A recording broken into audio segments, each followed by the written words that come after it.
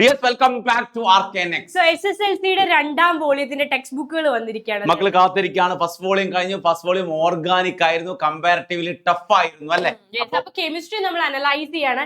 എന്തൊക്കെ മാറ്റങ്ങളാണ് ടെക്സ്റ്റ് ബുക്കിൽ വന്നിരിക്കുന്നത്, എന്തൊക്കെ കോണ്ടന്റ് കൂടിയോ, ചാപ്റ്ററിന്റെ എണ്ണം കൂടിയോ, ഇതൊക്കെ ഡീറ്റെയിൽഡ് ആയിട്ട് നമ്മൾ പറഞ്ഞു തരാൻ പോവാണ്. അപ്പൊ സെക്കൻഡ് ബുക്കിൽ വരുന്ന സമയത്ത് ആദ്യത്തെ ചാപ്റ്റർ വരുന്നത് വൈദ്യുത രസം, ഇലക്ട്രോ കെമിസ്ട്രി അല്ലേ? യെസ്, കഴിഞ്ഞ വർഷം ആദ്യത്തെ ടെക്സ്റ്റ് ബുക്കിൽ ഉണ്ടായിരുന്ന ചാപ്റ്റർ ആയിരുന്നു ഇലക്ട്രോ കെമിസ്ട്രി. അപ്പൊ നമുക്ക് ജസ്റ്റ് നോക്കാം ഇലക്ട്രോ കെമിസ്ട്രിയിൽ എന്തൊക്കെ കാര്യങ്ങളാണ് കഴിഞ്ഞ വർഷത്തെ പോലെ തന്നെ ഗാൽവാനിക് സെല്ലിനെ പറ്റി, അതിന്റെ പ്രവർത്തനം എങ്ങനെയാണ് അല്ലെ, അത് അതിന്റെ കാര്യങ്ങളൊക്കെ.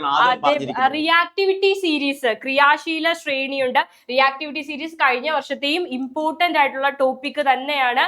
യെസ്, അതേപോലെ തന്നെ ഓക്സികാരിയും നിരോക്സികാരിയും ഒക്കെ ചോദിക്കുന്നുണ്ട്. ഓക്സിഡൈസിംഗ് ഏജന്റും റിഡോക്സിംഗ് ഏജന്റും അതുമായി ബന്ധപ്പെട്ട കുറച്ച് കാര്യങ്ങൾ. അതേപോലെ വൈദ്യുത വിശ്ലേഷണ സെല്ലുകൾ ചോദിക്കുന്നുണ്ട്. സെല്ലുകളെ പറ്റി നിങ്ങൾക്ക് പഠിക്കാനുണ്ട്. ഇലക്ട്രോളിസിസ്, വൈദ്യുത വിശ്ലേഷണം അഥവാ ഇലക്ട്രോളിസിസ്. അതേപോലെ NaCl ന്റെ ഇലക്ട്രോളിസിസ്, സോഡിയം ക്ലോറൈഡിന്റെ, മോൾട്ടൺ സോഡിയം ക്ലോറൈഡിന്റെ ഇലക്ട്രോളിസിസ്, ഇതൊക്കെ കഴിഞ്ഞ വർഷത്തെ ഉള്ള ടോപ്പിക്കുകൾ തന്നെയാണ്. കഴിഞ്ഞ വർഷവും ഈ ടോപ്പിക്കുകൾ പഠിക്കാനുണ്ടായിരുന്നു. ഇലക്ട്രോ പ്ലേറ്റിംഗ് കഴിഞ്ഞ വർഷത്തെ ടോപ്പിക്കാണ്.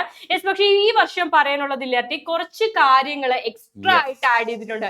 ചാപ്റ്റർ മൊത്തത്തിൽ എടുക്കുകയാണെങ്കിൽ അതിൽ പ്രൈമറി സെല്ലുണ്ട്, കൊമേഴ്ഷ്യൽ സെല്ലുകൾ. അതായത് നമ്മളിപ്പം മൊബൈൽ ബാറ്ററി ഇല്ലേ, നമ്മൾ ടോർച്ചിൽ ഉപയോഗിക്കുന്ന ബാറ്ററി ഇല്ലേ, നമ്മൾ വാച്ചിൽ ഉപയോഗിക്കുന്ന ബാറ്ററി ഇല്ലേ, ഈ കൊമേഴ്ഷ്യൽ സെല്ലുകളെ പറ്റിയുള്ള ഒരു ഭാഗം ഇതിൽ ഇൻക്ലൂഡ് ചെയ്തിട്ടുണ്ട്. നിങ്ങൾക്ക് പരിചയം. ഇതിന്റെ പ്രത്യേകത എന്താണെന്ന് വെച്ചാൽ, ഇപ്പൊ നമ്മൾ ആദ്യത്തെ ചാപ്റ്ററുകൾ എടുത്താലും +1ലെയും +2ലെയും ചാപ്റ്റേഴ്സിന്റെ ബേസിക് വളരെ നല്ല രീതിയിൽ നമ്മൾ 10ാം ക്ലാസ്സിലേക്ക് ഈ വർഷം ആഡ് ചെയ്തിട്ടുണ്ട്. അപ്പൊ ഇത് +2 കെമിസ്ട്രിയിലെ ഇലക്ട്രോ കെമിസ്ട്രി എന്ന് പറഞ്ഞൊരു ചാപ്റ്റർ ഉണ്ടല്ലോ, ആ ചാപ്റ്ററിന്റെ ഏറ്റവും ബേസിക് എന്ന് പറയാൻ പറ്റൂല, ഒരു 50% ഇൻക്ലൂഡ് ചെയ്തിട്ടുണ്ടെന്ന് എനിക്ക് തോന്നുന്നത്. ഇത് ഇലക്ട്രോളിക്സ് ഒക്കെ നിങ്ങൾക്ക് സെക്കൻഡ് ഇയർ പഠിക്കാനുണ്ട്, ഗാൽവനിക് സെൽ സെക്കൻഡ് ഇയർ പഠിക്കാനുണ്ട്. അപ്പൊ അതൊക്കെ ഇൻക്ലൂഡ് ചെയ്തിട്ടുണ്ട്. അപ്പൊ കമ്പാരിറ്റീവ്ലി കുറച്ച് ഡെപ്ത് തന്നെയാണ് ഇലക്ട്രോ കെമിസ്ട്രി. ഡെപ്തിൽ തന്നെയാണ് ഇത്തവണ കെമിസ്ട്രിയുടെ ടോപ്പിക്കുകൾ വന്നിരിക്കുന്നത്. ഇപ്പൊ ആദ്യത്തെ ചാപ്റ്റേഴ്സ് എടുക്കുകയാണെങ്കിൽ നിങ്ങൾക്ക് അറിയാം, അതില് ഇവര് +1 കെമിസ്ട്രിയിൽ പഠിക്കുന്ന ക്വാണ്ടം നമ്പേഴ്സും കാര്യങ്ങളൊക്കെ +1ലായിരുന്നു കഴിഞ്ഞ വർഷത്തെ കുട്ടികൾ ആദ്യമായിട്ട് ആ ടോപ്പിക്സ് പഠിക്കുന്നത്. പക്ഷെ ഈ വർഷം അത് 10ാം ക്ലാസ്സിൽ തന്നെ ഉൾപ്പെടുത്തിയിരിക്കുകയാണ്. അതുപോലെ തന്നെ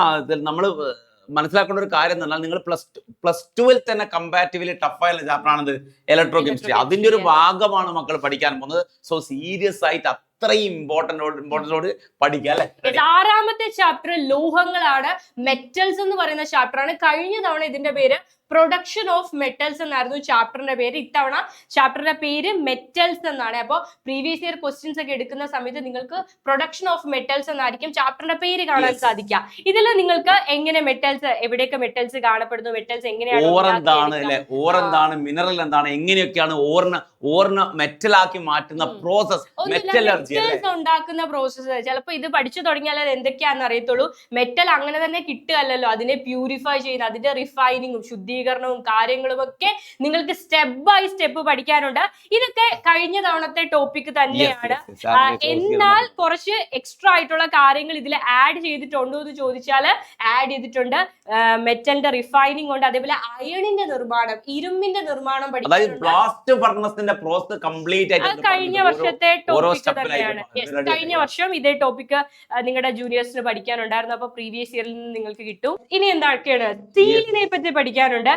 ഈ ഒരു ടോപ്പിക് അലോയ് സ്റ്റീൽ കഴിഞ്ഞ തവണ ഉണ്ടെങ്കിലും സ്റ്റീലിന്റെ ഈ ഒരു ടോപ്പിക് കുറച്ച് ടോപ്പിക് നിങ്ങൾക്ക് എക്സ്ട്രാ ആയിട്ട് include mild steel, medium steel, high carbon steel എന്നൊക്കെ പറയുന്ന സ്റ്റീലിന്റെ യൂസും, ഇപ്പൊ മൈൽഡ് സ്റ്റീലും ഹൈ കാർബൺ സ്റ്റീലും ഒക്കെ എവിടെയാണ് ഉപയോഗിക്കുക, അങ്ങനെയുള്ള യൂസും കാര്യങ്ങളൊക്കെ. അതേപോലെ സിങ്കിന്റെയും കോപ്പറിന്റെയും നിർമ്മാണം, കോപ്പറിന്റെ പ്രൊഡക്ഷനും സിങ്കിന്റെ പ്രൊഡക്ഷനും ഡീറ്റെയിൽഡ് ആയിട്ട് കഴിഞ്ഞ തവണ ജസ്റ്റ് മെൻഷൻ ചെയ്തു പോയ പല ടോപ്പിക്കുകളും ഡീറ്റെയിൽഡ് ആയിട്ട് ഓരോ ചാപ്റ്ററിലും ഈ വർഷം ഇൻക്ലൂഡ് ചെയ്തിട്ടുണ്ട്.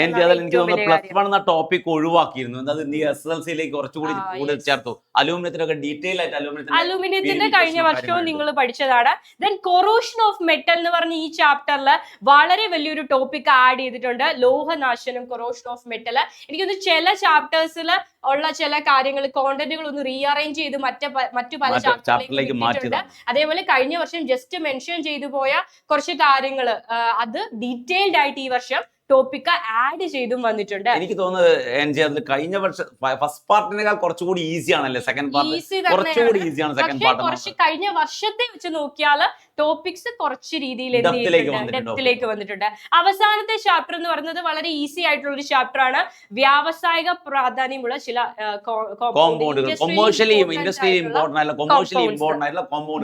അപ്പൊ ഈ ഒരു ചാപ്റ്ററിന്റെ പ്രത്യേകത എന്താണെന്ന് വെച്ചാൽ ഈ ഒരു ചാപ്റ്റർ വെച്ച് ബാക്കി എല്ലാ ചാപ്റ്ററുകളും ക്രിസ്മസ് എക്സാമിന് ഉണ്ടായിരിക്കും.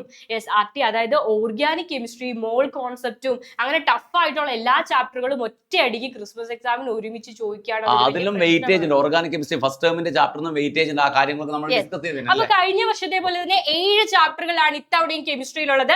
7ാമത്തെ ചാപ്റ്റർ ജസ്റ്റ് നമുക്ക് നോക്കാം. അമോണിയയുടെ പ്രൊഡക്ഷൻ പറയുന്നുണ്ട്, അമോണിയയുടെ റിയാക്ഷൻ, ഇൻഡസ്ട്രിയലി എങ്ങനെ അമോണിയ നിർമ്മിക്കാം, അതാണ് ഹേബർ പ്രോസസ്സ്. അതേപോലെ ലേഷട്ടേലിയസ് പ്രിൻസിപ്പിൾ, ലേഷട്ടേലിയർ തത്വം കഴിഞ്ഞ വർഷവും നിങ്ങൾ പഠിച്ചതാണ്, വളരെ ഇമ്പോർട്ടന്റ് ആണ്. അവിടെ നിന്ന് ഡീറ്റെയിൽഡ് ആയിട്ട് ക്വസ്റ്റ്യൻസ് വരാറുണ്ട്. ഇക്വിലിബ്രിയം പഠിക്കാനുണ്ട്. ടെമ്പറേച്ചർ മാറ്റം വരുത്തിയാൽ, പ്രഷർ മാറ്റം വരുത്തിയാൽ, കോൺസെൻട്രേഷനിൽ മാറ്റം വരുത്തിയാൽ സന്തുലനാവസ്ഥയിൽ ഉണ്ടാവുന്ന മാറ്റമല്ലേ? കാറ്റലിസ്റ്റ് ആഡ് ചെയ്താൽ, ഉൾപ്രേരകം ആഡ് ചെയ്താൽ എന്തൊക്കെ മാറ്റം വരും, ഇതൊക്കെയുണ്ട്. അതേപോലെ സൾഫ്യൂരിക് ആസിഡിന്റെ പ്രൊഡക്ഷൻ കഴിഞ്ഞ വർഷവും ഉണ്ടായിരുന്നു, വളരെ ഇമ്പോർട്ടന്റ് ആണ്. കോണ്ടാക്ട് പ്രോസസ് നിങ്ങൾക്ക് ഡീറ്റെയിൽഡ് ആയിട്ട് പഠിക്കാനുണ്ട്. അതേപോലെ സൾഫ്യൂരിക് ആസിഡിന്റെ പ്രോപ്പർട്ടീസ്, എന്തൊക്കെയാണ് പ്രോപ്പർട്ടീസ് എടുത്തു ചോദിച്ചിട്ടുണ്ട്. കെമിക്കൽ റിയാക്ഷൻസിലെ കുറച്ച് എഴുതി പഠിക്കേണ്ടത്, ഈ ചാപ്റ്റർ കുറച്ച് എഴുതി പഠിക്കണം. മറന്നു പോകാൻ ചാൻസ് ഉണ്ട്. എളുപ്പമാണ് പക്ഷേ മറന്നു പോകാൻ ചാൻസ് ഉള്ളതാണ്. ഓക്കെ. അതേപോലെ ആസിഡുകളും ബേസുകളെയും കുറിച്ച് ഈ ചാപ്റ്ററിൽ കുറെ കാര്യങ്ങൾ പുതുതായിട്ട് വരുന്നുണ്ട്. സോഡിയം ഹൈഡ്രോക്സൈഡിന്റെ യൂസസ് വരുന്നുണ്ട്. സോൾട്ടുകളെ പറ്റി പഠിക്കാനുണ്ട്.